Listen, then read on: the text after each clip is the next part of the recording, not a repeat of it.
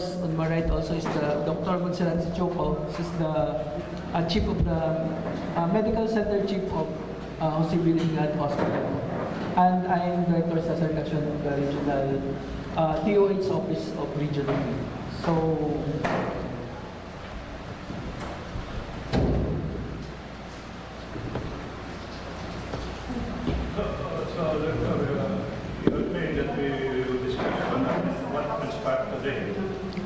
can you tell us what transpired as far as the 32 overseas worker? Yung dating nila dito, they are all cleared with the virus or whatever. So wala na ba tayo? Can I answer that? Yeah. Sagutin ko or you would like me to State that? yeah, something like that po. So actually, Director Casyon, thank you for coming ulit. No? Salamat ulit ako, Cesar. And Dr. Chiaco. Chicho. Chi na lang, sir. Dr. Chi. So, at kami po yung nagkasama-sama to more or less make sure that yung plano that was developed by the interagency ay mai-implement. So, hindi kami po nagpunta doon na bubulagaan lang. We came there prepared with a plan endorsed by the interagency committee headed by our Secretary Francisco T. Duque. Hindi po ito po ay na-develop a few years way back, a few days ago when finally the decision to use the NNC as quarantine site was decided. And it was announced by Senator Bongo actually on sa media. So from that, nag-develop na po ng plano which the region implemented through the regional office and through our hospitals. So yun po, kasama doon sa plano is preparing the site na paglalagyan nila. And the one in charge doon is the regional office. And yesterday, the facility was turned over formally officially by the Mayor Are of the NCC, New Clark City, to Director Casyon. So sabi niya, for the next 14 days or 15 days, ikaw ang manager dito, ikaw ang may-ari ng facility na ito. Everything that happens here will be through you.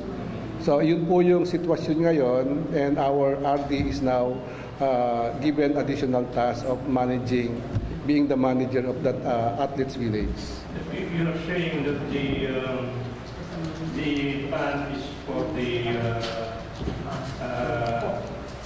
overseas worker. Ito ba'y amin person? Ano pong ban? Overseas employee. Ito ba amin person it can accommodate?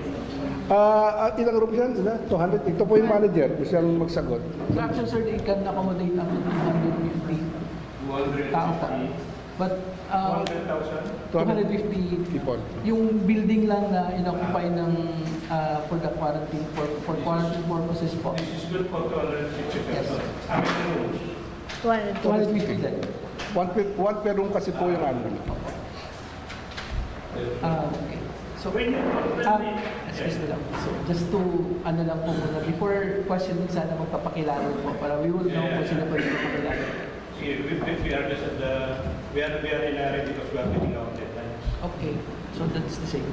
So, nabanggit mo po yung number of rooms. So, actually, what we have here is the 250 rooms po yung Building A na ginagamit lang namin po.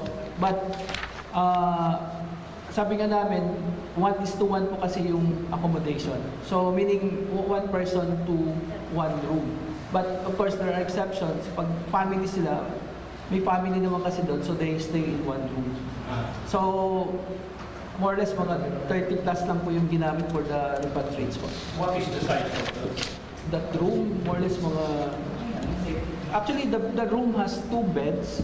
Meron siyang 2 beds. And it has a television set, meron din siyang refrigerator, then cabinet po. Then of course, may sarili pong toilet and bath. It is good for Americans.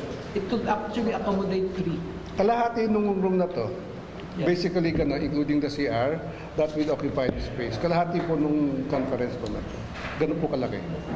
Can you give us an idea anong daily routine of one person under quarantine?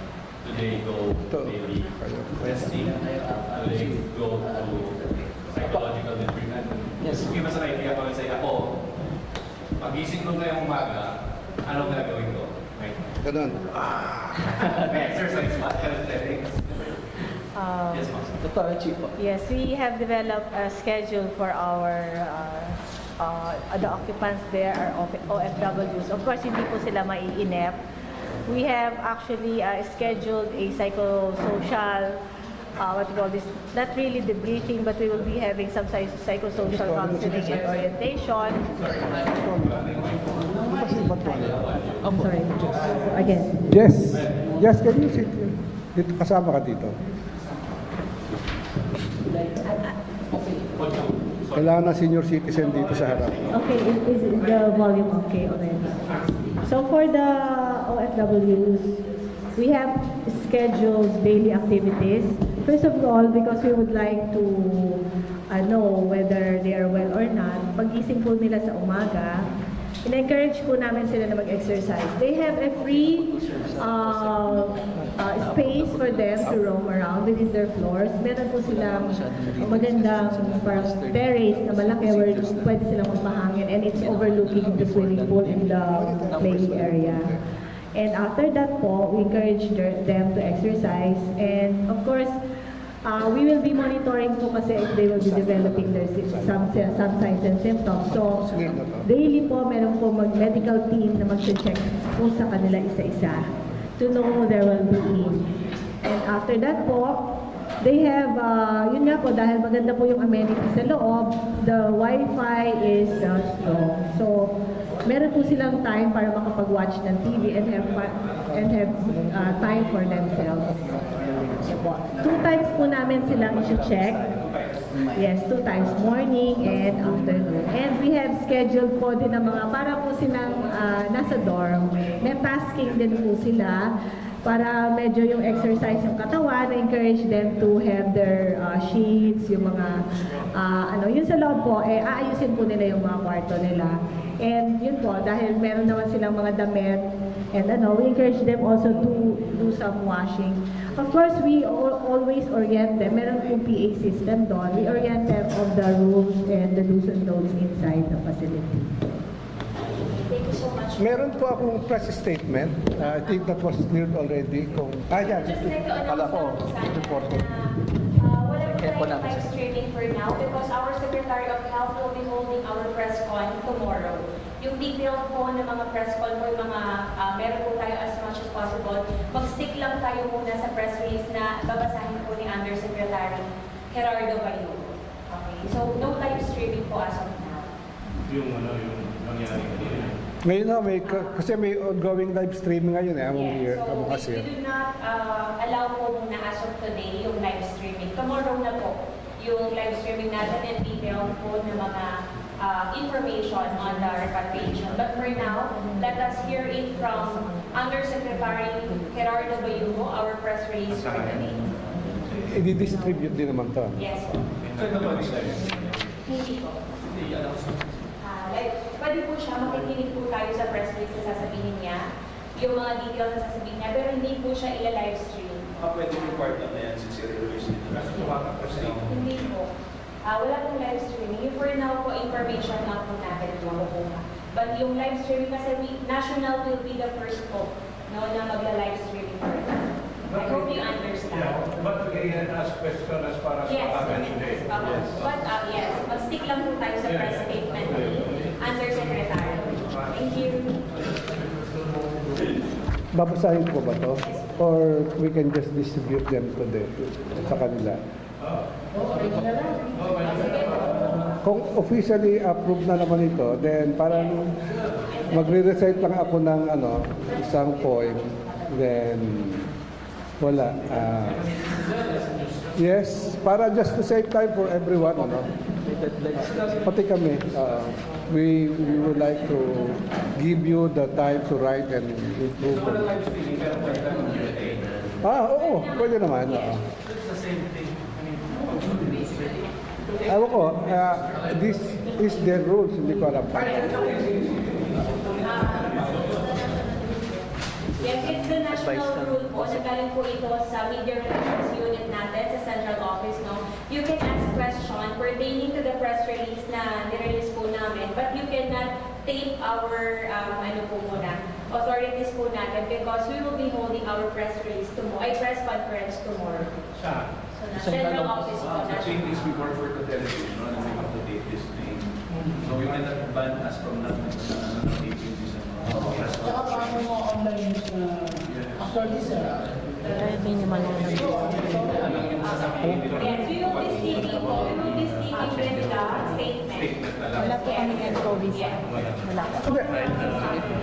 Yes, ma'am. Meron po kami mga I don't think there will Meron po be kami. Hindi po anything pa po against official central procedures. office if we just shared yung what transpired. Okay lang yun. On top of this, which basically the planning process and some of the steps in the plan implementation, we can probably share you some ideas since ano doon kami to the at least what we can share and to the best honest discussion that we can present. Gusto lang po kasi natin na ma-take na una si secretary po natin by tomorrow. Thank you po. Yes. I hope you all understand. Saka ito, hindi na bago to eh. Which is not part of this. Let me say, para lang. The plan that was prepared by the Interagency Task Force was more or less implemented adequately. We are satisfied with the implementation. Little hiccups here and there, pero na-implement the way we would like it to be. And we're proud to say na it was through the cooperation of the FA, BCDA, Bureau of Immigration, the airport in Clark, CDC, the Department of National, all the agencies, the ILG, all the members of the Interagency Task Force, PNP, participated in the implementation, planning and implementation. And our chair is of course the Department of Health Secretary Francisco T. Duque. So based on the plan laid out, 10:15 umalis yung plane carrying 14 of our Filipinos compatriots here who's going to fetch our repatriates. Anim po, ito alam na naman to, this is public knowledge.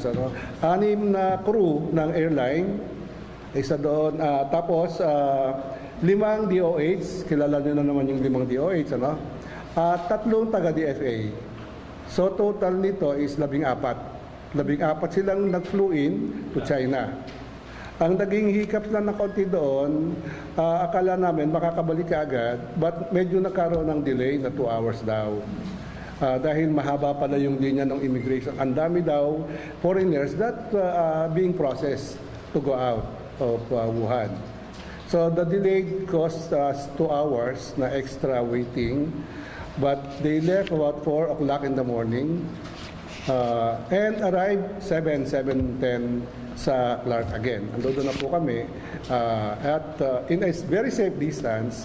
We made sure that the implementation of the disembarkation, the planing is implemented.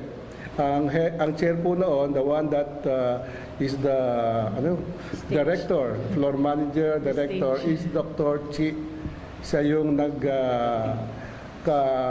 head in the simulation exercises kahapon and the one that took over implementation. So again, it went well. Na-process doon mismo yung mga passport. Kita naman siguro nagkaroon ng separate bus for the people and separate bus or truck for the baggages, which were disinfected naman while in the airport. So wala pong naging contamination the way we believe it. Walang contamination na nangyari sa airport. So walang symptomatics na based on the report, wala ding symptomatics na nakita o na-develop sa airport.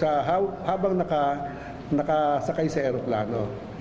So all the people that were repatriated are now safe and resting in the quarantine facility sa New Clark City. Medyo nagka-problema lang konti, nagutom because of the delay, number one, dahil gabi pa sila, ando doon na. Dumaan ng immigration, matagal, so walang pagkain siguro masyado, na-delay pa ng 2 hours. And dito sa atin, they have to be processed. So hindi man pwedeng sabay-sabay sila at tulakan. So we have to call them by batch because we have 5 quarantine people to do the health profiling. So it took some time, another siguro 30-40 minutes, bago sila nakasettle sa room. At isa pang reason kaya medyo nagutom, anyway, fasting lang naman to, no? Miski linggo, pwede ka naman mag-fasting a few hours. And this is good for health. Fasting from time to time, it's good for health. So we did not, I don't like to say that as a glitch or a hiccup. But anyway, na-delay na konti yung pagkain. The reason, the food that we have prepared initially was prepared 4 a.m. anticipating that we will be coming ng 5 o'clock. So, dumating sila, 10 o'clock na yata, no? So, ayaw na naming i-risk na yung na-prepare earlier ay ipakain pa. Baka lalong magka-problema, health problem na naman yan. At, so, magreklamo na sila ng konti kung may magreklamong nagugutom. Anyway, that's good for health kung hindi lang nila alam. We avoid also other health complication if we give right away yung medyo hindi pa naman panis kasi kinain ko hindi mo sumakat ang tiyan ko. Kaya lang, we do not want to risk those people. So, nag-order po sila ng another set at ngayon, we're happy to report na nakakain na po sila. And they are now probably in their rooms watching TV, unpacking whatever things they have, and resting. Yun po. So, yun po, iniwan namin sila at that condition. And the team of RD Casyon and Dr. Chi is now taking care of the other details. And for the first 3 days, si Dr. Chi po ang pinaka floor manager ba again or the branch manager in the area. After 3 days, another hospital facility will take over yung Batangas, Bataan General Hospital and Medical Center. At yun po, mga tao nila naman ang parang endorsement, and Dr. Ria Baltasar will now be the one to take over. And all the other hospitals natin sa Region 3 will take turn. Kasi 5 sila So, 14 na araw lang yan. So, yung isang hospital, wala nang tao, magduduty pa siya ron dahil... Sir, within the 14 days, you will also provide the foods? Yes, apo. Regional office will be providing the catering services for that. Ito po, pack lunch na. Ilalagay na lang sa kanila para to minimize quarantine kasi the intention is really to minimize contact. So, pack lunch na po. Isi-serve na lang sa kanila through a table in the hallway. Pag ready na doon, then one by one, each can take their own portion. Ewan ko, hindi ko lamang video. Masarap. Masarap. Lumpiang Shanghai, Lechon Macau. Joke lang yan, ha? Healthy. I don't sila bahala. Healthy po. The one we ate earlier is fish. Sir, which hospitals po yung 5 na nabanggit yung will take turn? We have 5 hospitals sa Region 3. Ikaw nga, Cesar. Alam ko lahat ko. Ang mga DOH hospitals po in Region 3, of course, we have the Sibilidad Hospital, headed by Dr. Chichoco. The second team will be coming from the Bataan General Hospital, headed by Dr. Gloria Baltasar po. And the third will be coming from the Paulino J. Garcia Hospital, which is based in Cabanatuan. Dr. Lapos, Huberto Lapos is the head of this. And then Paulino J. Garcia Memorial Research Hospital. And then the other hospital will be going to, of course, is the Talavera General Hospital. It's also a general DOH hospital headed by Dr. Isabel Gallardo. And of course, we have the Maribeles Wellness Center and General Hospital po, headed by Dr. Lou Evangelista. So, may shifting po. Every 3 days, magbabago po yung teams natin who will take care of our mga repatriates po nandun. And of course, based na nasa nabanggit ni Dr. Tichoco, they will be monitored on twice a day po para to ensure that makikita po natin yung kalagayan ng mga kasamahan natin doon na nandun to monitor po yung kanilang condition. If they ever develop po, as one of the protocols naman, if they ever develop any signs and symptoms during the course of the monitoring, then they will be transferred to DOH hospitals. So part pa rin ng protocol namin or the procedures that once manifest po ng signs and symptoms, this patient will be isolated and taken to a DOH hospital. May ambulance po na nakaantabay po doon. Internet ba that they will have a way of talking to their outside? Opo. Actually, it was emphasized to maintain yung, kasi syempre po, para maano natin yung boredom, Wi-Fi was installed in each room po. So, may, wala namang limited, they have access to Wi-Fi and of course, yung mga normal communication. So, part of their orientation also is of course to communicate with their families. Pero dagdagan ko yun, hindi ko mo binigyan sila, then kay use it very liberal. Meron ding rules. The primary purpose is to maintain contact with the families, which is very important. Pero pag nag-live streaming na sila, nag-komentaryo na ng kung ano-ano, then we have reason to confiscate at deprive them of that privilege. So privilege lang to. So sana naman, yun ang, these are part of the rules that they have written, nakalagay doon sa may house rules. And part of that is the no smoking din, bawal magsigarilyo. So there are house rules doon sa rooms. That includes smoking, use of cell phone kung hanggang saan lang dapat, and other things. We are afraid that this is the first batch. Are we expecting how many more batch? We cannot answer that. Siguro po, DFA will be in a better position to know if there will be another batch. Pero pa ba nagre-request sa kanila ng repat? DOH po is taga-provide lang ng service. If there's a need for a service that the DOH is the one mandated to provide.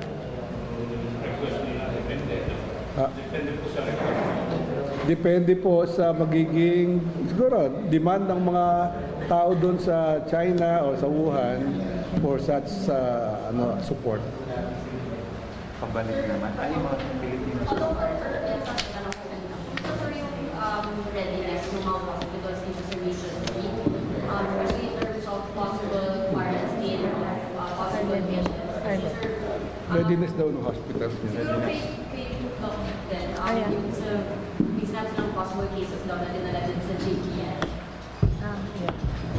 In terms of the readiness of the hospitals, In terms of the readiness of the hospitals, based on the licensing classification, all level 2 and level 3 hospitals must have an isolation room. So ito pong mga ito, makikita natin sa mga ospital na may level 2 and level 3. Now, depende po yon sa dami nung ilan na na-provide nila. Now, I can only speak for JPL. Kami po, we have 26 rooms for isolation. So it can expand also because these 26 rooms is only dedicated for the nCoV. But we can extend or expand our rooms depending on the need that kung sana wala na, na mga pasyente po na mai-refer po sa amin. Because other rooms are also assigned to some other communicable diseases like measles, yung mga viral examples po. Hinihiwalay po kasi natin itong mga ito. So, meron din po silang kanya-kanya ng mga wards. Maski po ang dengue, meron po silang kanya-kanya ward. Hindi po namin kasi pinagsasama-sama ang mga infectious diseases. So, yun lang po for nCoV, we have 26 isolation rooms.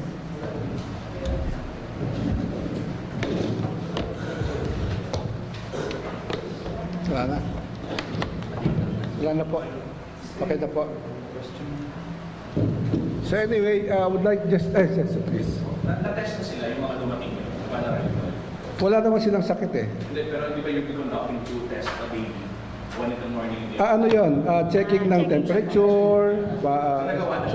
Yes, yeah. kanina. That's the first thing that they that was not to them bago sila pumasok ng rooms. So parang they will enjoy family life inside there. Family life. Family? Family life. Family life. Family life. Parang normal lang ano. Opo. Normal family life. Kung may family nakasama. Opo. Pag family kasi, sila ang nag-distribute sa isang room lang pag isang pamilya. Pag naman walang kapamilya, one person per room. Yes, ma'am. Yung stories po yung sabihin po baga. Sir, since naka-lockdown po ngayon ng NCC, so meron pa rin po ba mga employees or doon sa NCC and hanggang saan po yung restrictions nila? It's not the whole NCC that is in lockdown. Continue pa rin yung construction doon. Yun lang portion doon sa Athletes Village ang medyo cordon. Doon may bantay na police and we would like to take the PNP because they really are doing what was agreed na magiging support. From security doon sa area to the security provided from the airport going to the facility, and until now doon po sila hanggang sa may quarantine services tayo pinuprovide. So saludo po kami at nagpapasalamat sa PNP, especially PNP Tarlac, PNP Region 3 and the whole PNP organization. Isa pa, we are also happy and lucky based on our initial observation, cooperative itong mga repatriates natin. Hindi po magulo, hindi nag-uunahan, walang siga, walang panic. Miski matagal sila naghihintay sa bus for the health profiling, wala kaming nakitang reklamo pagbaba nila. Because we have 5, sabi ko nga, 5 quarantine people naggagawa ng health profiling. So, hindi sila pwedeng sabay-sabay, by batch, 3, 5. Pero pagbaba nila, relax, walang complaint, walang tagal ko na dyan, wala namang ganun po. So we are happy to have this, and we are happy and proud to receive this Filipino natin. Sir, paano po? Ano yung reactions nila nung nakababa na po sila ng aeroplano? Merong naggaganon, ba, sa aeroplano, ewan ko, kami masaya, kasi malayo eh. Malayo kami dahil but we were there watching them the plane. Parang masaya sila pero titigil kasi kukunan ng ano ba yung thermal scan. Pero yung iba may nagtatas ng kamay, kakaway kaming ganon, kumakaway din sila. So it's a happy mood. It's really a welcome scenario. Sir, would you know bakit bumaba po sa 30 yung naging repatriate? Bakit bumaba? We don't know. We don't know that information. The UFA can probably provide you the answer. Kami sumambot lang. Ilan yung na-repatriate. Yun lang po yung aming pwede sigurong ma-share. But also, we don't know why. Sir, may data po kayo like ilan po yung bata or ilan yung Hindi pa. Ngayon, ina-analyze pa yung data. Kasi medyo may mga nadagdag pa aside from the nakalist. May nabawas, may nadagdag. So, hindi entirely compatible yung listahan from the actual. But they are mostly adult. Siguro po, nung nakita namin bumababa parang adult ang karamihan. May bata, may isang bata. But aside from the, hindi na namin malaman kung how many are adults and children. Ako, yun ang hindi ko pa makita.